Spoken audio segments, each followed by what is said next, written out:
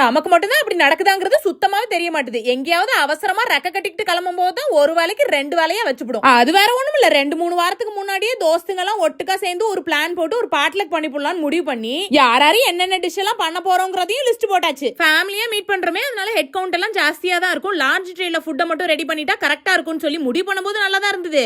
எல்லாத்தையும் ஒட்டுக்கா செய்யும் போது தான் பெண்டு நிமிந்து போயிட்டு. நம்ம ரொம்ப அறிவுபூர்வமா ஒரு வேலையை எப்பயும் பார்த்து போடுவோம்ல, இந்த தடவை அளவு தெரியாம வச்சு விட்டோம் போல. ட்ரேல கொட்டும் போது அப்படியே ஓரமா இருக்கே தவிர மொத்தமா வரவே இல்ல. சரியா போச்சு. ரிப்பீட் மோட லூப்ல போட்டு மொத்தமா செஞ்சு செஞ்சு கொட்டி எப்ப நொப்புதோ அப்ப ஸ்டாப் பண்ணிட வேண்டியதான்னு சொல்லி ஒரு வழியா பண்ணி முடிச்சிட்டேன். எல்லாத்தையும் வண்டி கட்டிட்டு அங்க போய் பார்த்தா கமகமன்னு எடுத்தோனே சிக்கன் 65, பானிபூரி, சிக்கன் லெக்ல ஒரு ஃப்ரைன்னு ஐட்டம்ஸ் எல்லாம் ஹோட்டல்ல இருக்கிறத விட தூளா இருக்குது. பத்தாததுக்கு பூராவும் நம்மளோட தோஸ்தா வேற இருக்காங்க. நம்ம கதை பேசிட்டு சிரிச்சு சிரிச்சு சாப்பிடுறதுல ஒரு தட்டுக்கு 2 தட்டு சோறுல உள்ள போகும். 1000 தான் விதவிதமா அங்க சாப்பாடு இருந்தாலும் நம்ம கண்ணு டொயின்னு இந்த பானிபூரி மேலேயே தான் இருந்தது. அதான் சைடு வாக்குல ஓரம் கட்டி சட்டு புட்டுன்னு உடச்சு நல்லா வயித்துக்குள்ள அமுக்கியாச்சு.